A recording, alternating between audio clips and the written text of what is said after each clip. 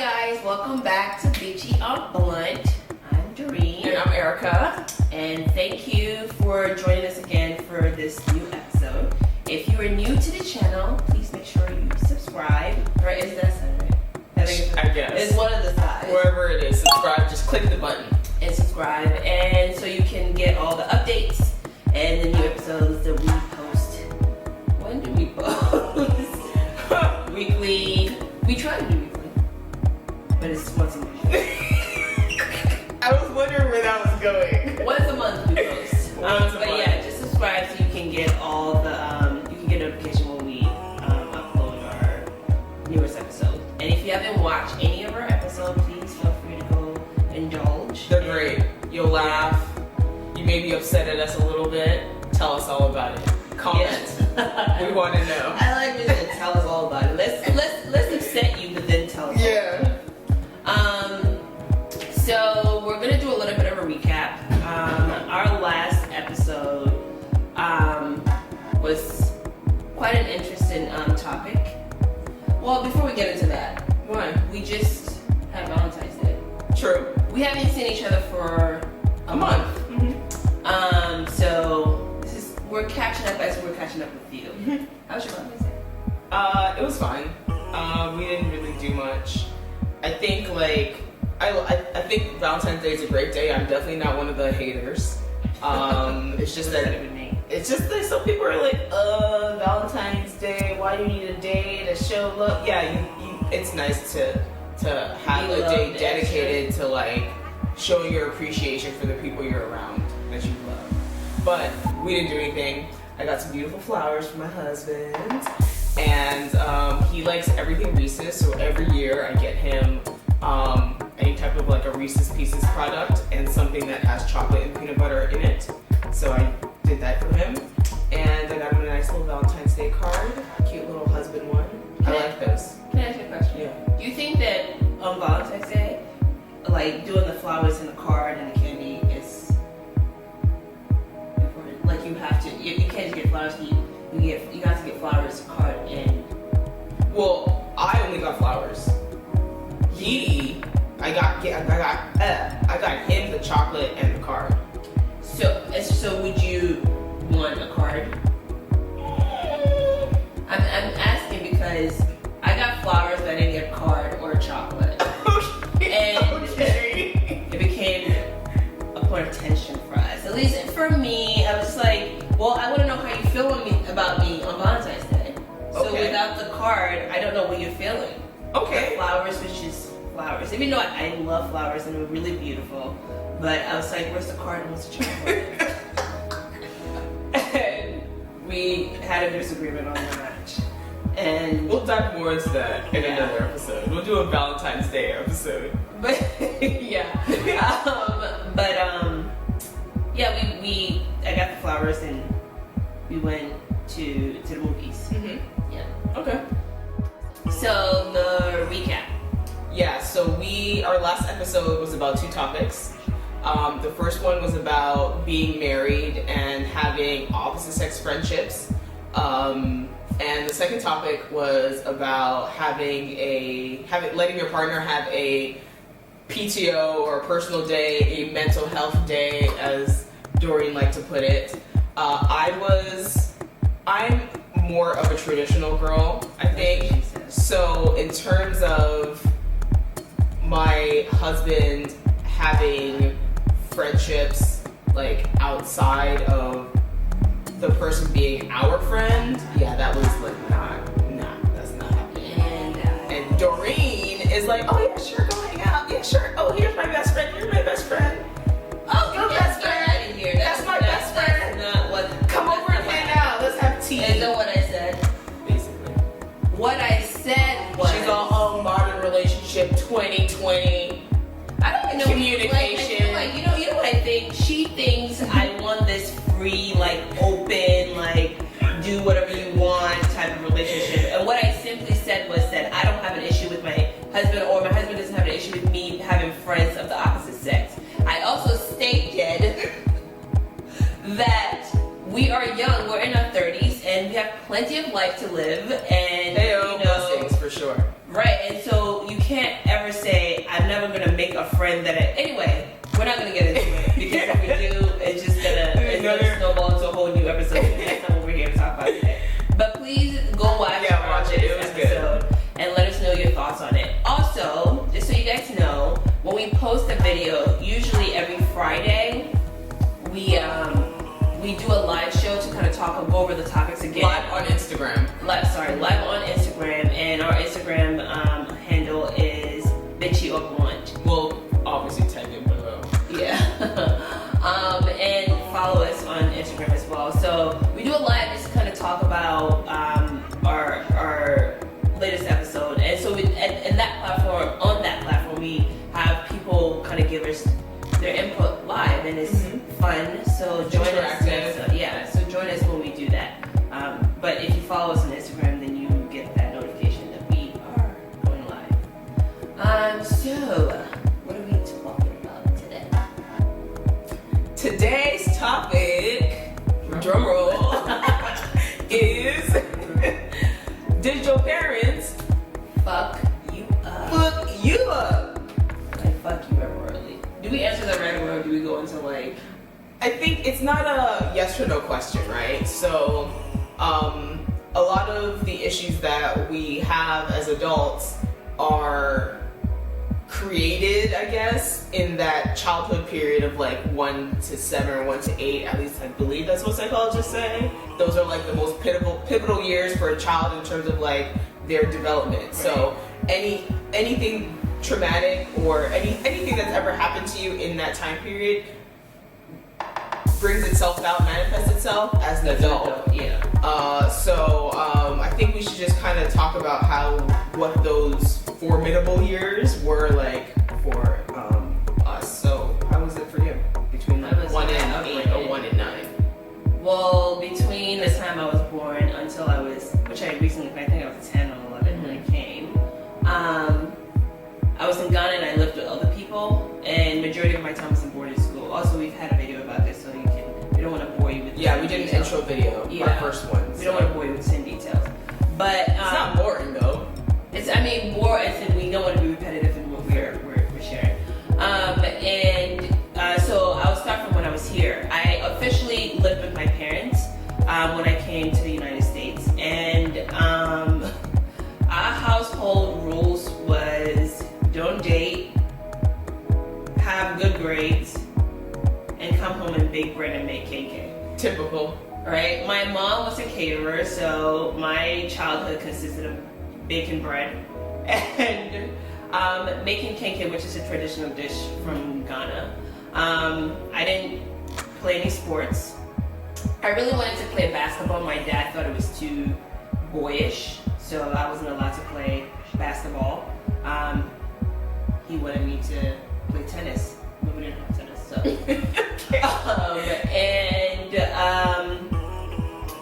I didn't go to games. I didn't really do much with school because I was supposed to go. But that was when you were like a little bit older. But like, what about like elementary school? Like, what do you remember? Like, do you remember something that happened when you were in elementary school that your parents did to you that upset you? A lot of my trauma is gonna surround around my dad, and maybe my mom as well. But I feel like a lot of it came from my dad. So obviously, coming from Ghana to here, the school system is different. So I didn't know how to count American money. You know what I mean? Did you ever go through that? No. I didn't. Why would I go through that? No, I'm saying, did you ever have issues with learning the American currency when you came from Canada? Yeah. No, because we have dollars. Oh shit! Oh my god! Like fuck. All right, let's like why? Anywho, our currency in Ghana was cities, and so learned. My brain was just like, why are you not? Anyway, excuse my brain fart. When I had to learn American currency, it was really hard. And my dad I came home with schoolwork, and I didn't understand it, and he was teaching me, and he gave me this like bowl of like different, like pennies, quarters, whatever. And he was trying to explain it to me, and I just didn't get it. Okay. And he went off on me.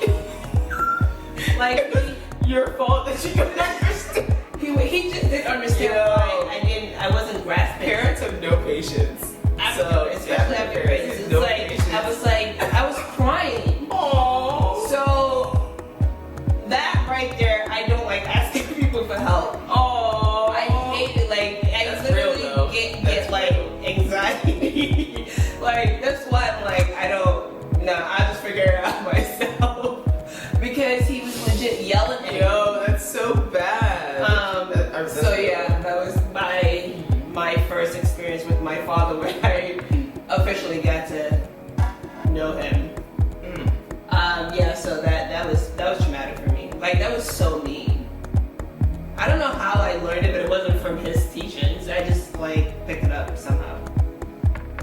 Don't look at me like I'm just like, no, I get it. Like, for me, I grew up most of my childhood with my dad. So this, yeah, I grew up with my dad, and then there's something about the dollars. Oh my gosh. it's like, no, it's like, what do you mean? But anyway.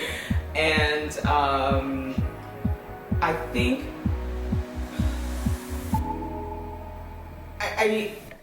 I don't think that I'm gonna just answer the question kind of outright. I don't think parents really fuck you up, right? I think they do the best. Well, I will say, like, if your parent has like a drug addiction or like, you know what, even then, at the end of the day, we're human beings, and for the most part, we do the best with the tools and the knowledge that we have, right? So my dad, he worked 2 jobs. We lived in subsidized housing, so like it was just trying to make ends meet. So I spent a lot of time by myself. I don't know. I just always remember like being like by myself. Even when like family members would like come over to like check on me, I guess, like I was always told never to open the door. Like parents would say, don't open the door for anybody. But I can see through my peephole that that's my uncle. But I know. I'm so sorry. I know. But I know that if I open the door for you, my dad would come home and kick my ass. So I'm sorry. I can't open the door for you. I appreciate you though. I know, like. So what do you feel like? How did that manifest? For me, it's always that I'm going to be okay doing anything. I can do everything by myself. Yeah.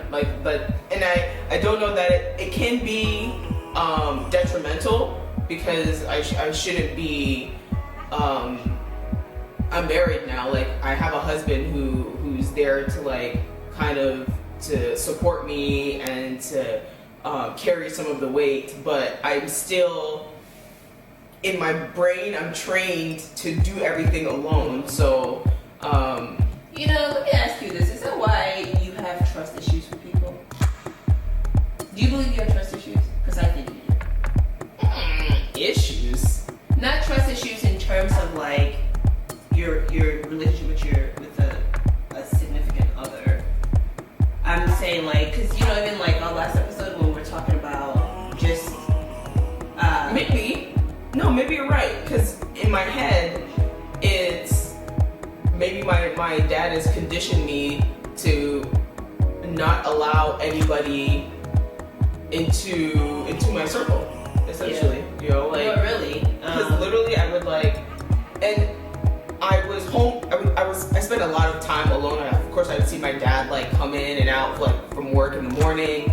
Like there were times when he was off and he would like help me like do my schoolwork and like stuff. Like so he was still present, but no parent is perfect. So that's where his flaws were shown.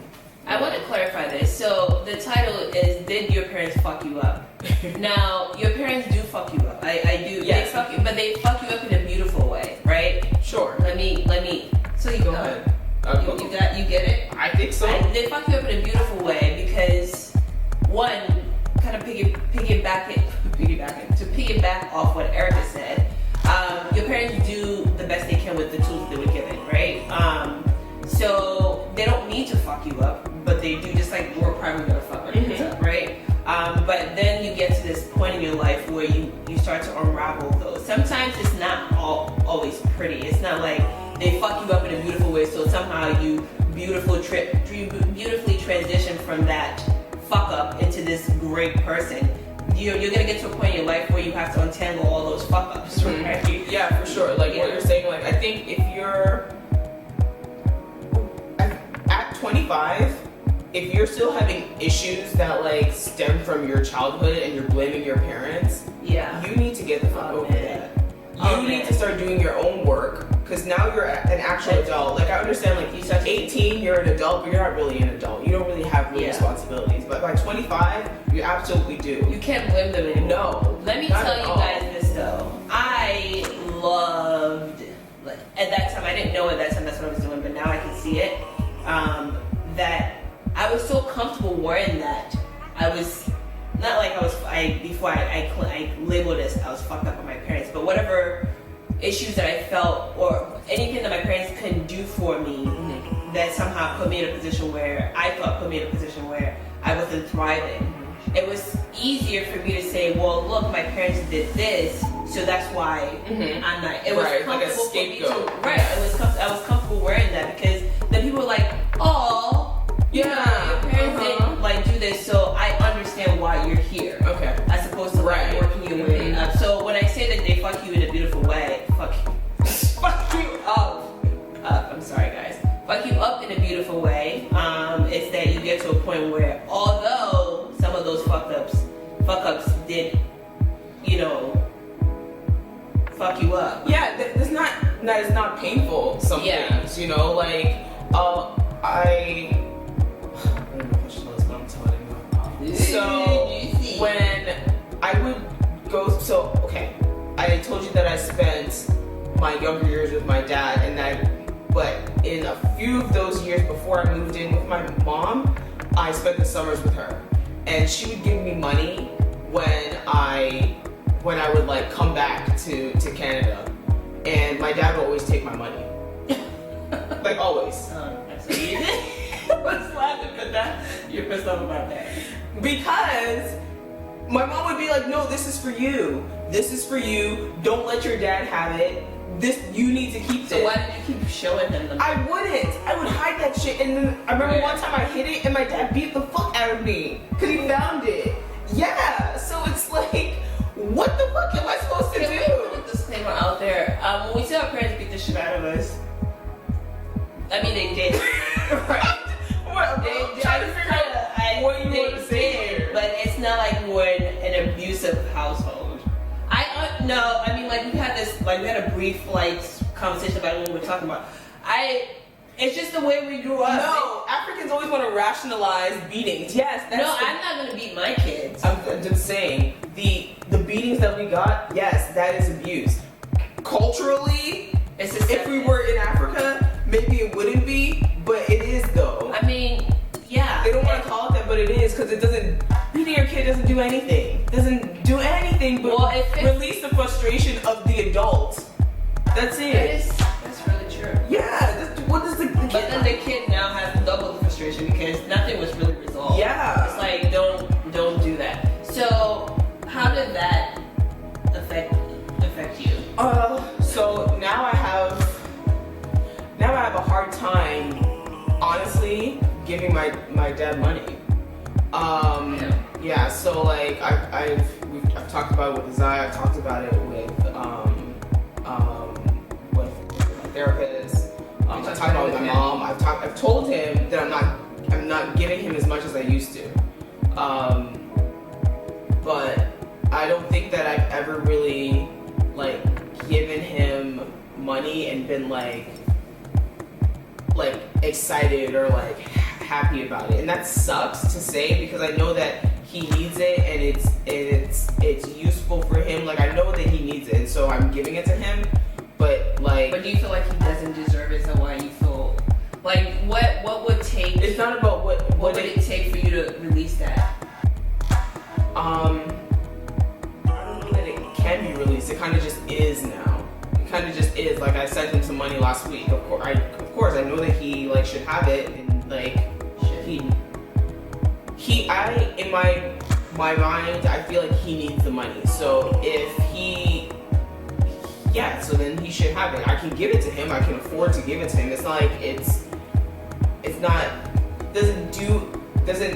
I'm not losing anything by giving him the money. So I guess, but in my heart, it's still always like it'll take me like a few days to get there to actually send it. 'Cause then in the back of my mind, But I'm saying, do you ever want to relieve yourself of that? I don't know. Because but how?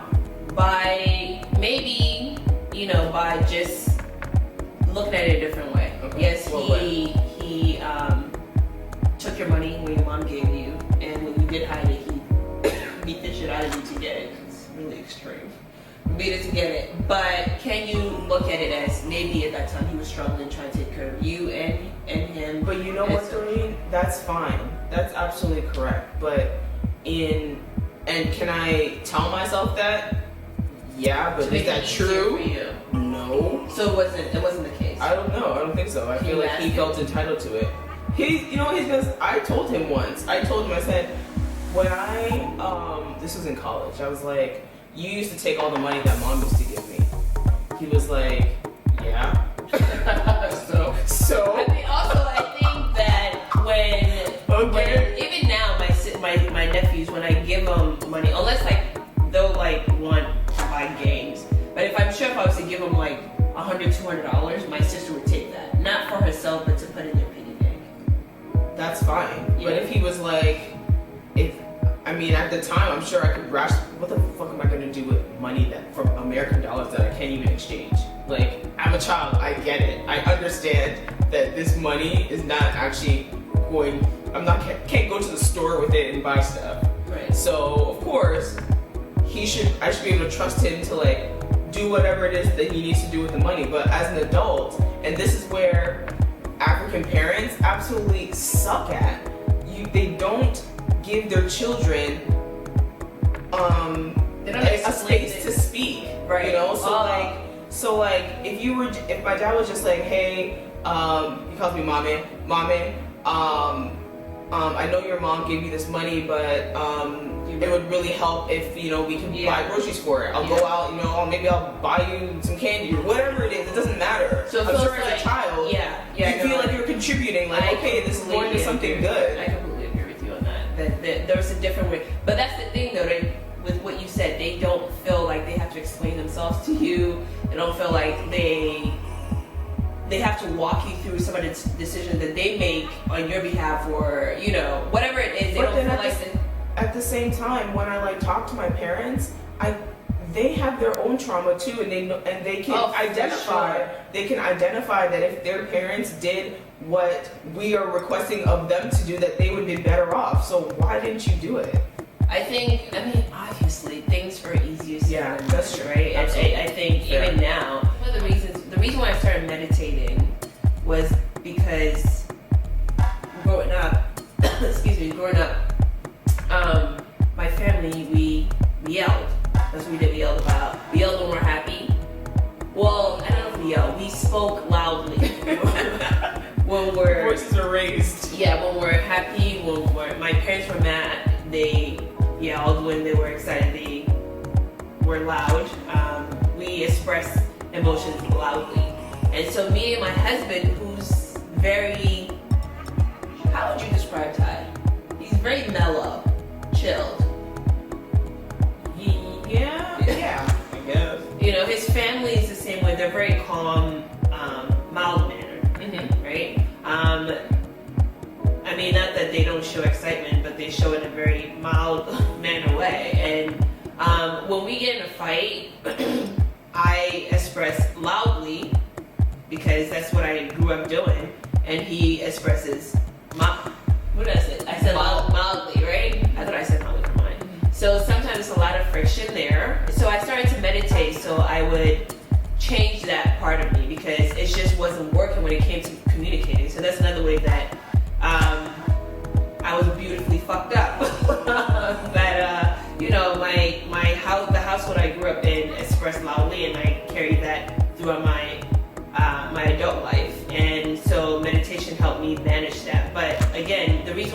parents reacted a certain way or behaved in a certain manner or raised us in a certain way, it was because that's what they saw growing up. And it's easier said to say, this is the problem, fix it. And I know damn well that I think for me, what I realized that you come to the realization that this is an issue. That is the tip. That is right the tip of the problem. Then you gotta go down this way and in through and out, and you gotta figure out how to like change that, because a lot of times I think even during the meditations that I've done to try and calm my temper, because I don't think I have a bad temper, but with him he makes me feel like I have a bad temper. I don't have a bad temper. I just Wait, what? I wanted to ask you if you thought I had a bad temper, but you was having But what is? Does that mean you go from 0 to 100 real quick? sometimes, but not Like, what does not, temper mean? Like, how does that look like? What does that look like? For me, so I'm going to explain to you how I process being mad or how it manifests itself. Let's say you say something to me that I don't like. Okay. I initially, when the words hits my brain, I like dismiss it. Then later on, it sinks in. Okay. Then I try to rationalize, why the fuck did this person say this to me? Okay. Then I'm like, a part of me wants to rationalize, like maybe this, and then something says, fuck it. I go straight to like, why the fuck did you say that to me? I need you to explain why you said that to me, and I need you to say sorry. Okay. And once somebody says sorry about something, it literally is so weird, like, it just let it go. So, but why? Okay, so what is it that you want them to be sorry about? Let me take the word sorry. I need them to acknowledge, right? Acknowledge, like, if, like, maybe you're not aware, like, a lot of times my husband will say, like, I don't know that I offend you in this manner or that way, whatever. And a lot of times I think, which is something that I'm also working on, I go straight to, like, you did this because you intentionally want to hurt me, right? There's no other reason why you did this. And so that's why I go from 0 to 100 real quick, because I don't understand why you did it.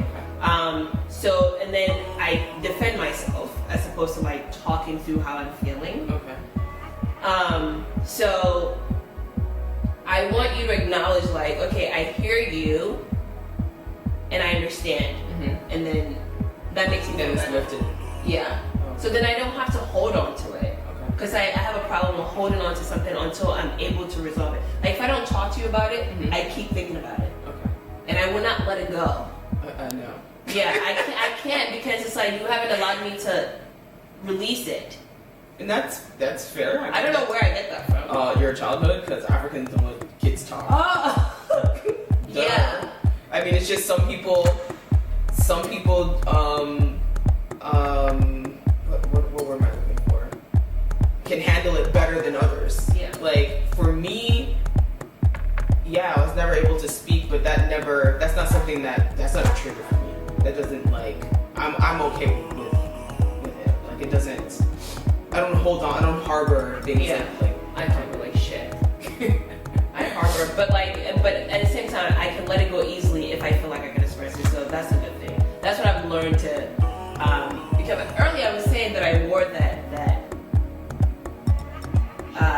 like your parents didn't do certain things for you. as an excuse. As an excuse. And I wore it partly because it gave me a reason to stay in my fucked up ways and to not grow up and change how I'm supposed to deal with things.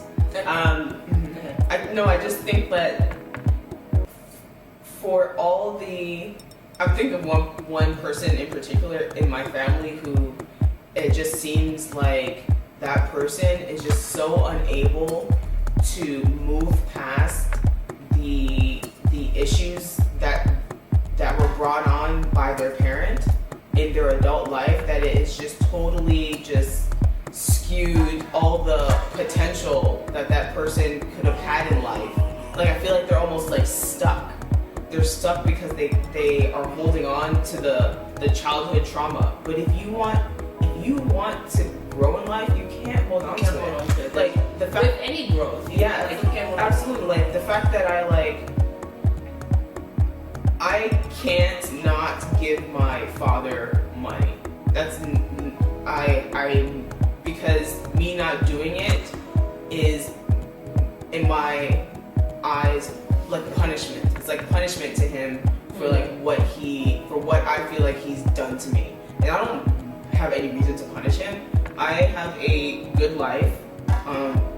Obviously, a lot of credit towards him and my mother. Like there's no real reason that I can't get over outside of that. Like I can get over that part. Yeah. You know, I don't have to have him suffer for it at all. So, I mean, I think that's great that you're able to move past it with certain situations. Like, obviously, it manifested differently in our life, even though we kind of gone through. Yeah. Right. Yeah. So earlier, I had asked you, do you want to get over that feeling of not wanting to give him money, even though you do give him, but you I said don't it know takes that a it's process. ever gonna go away.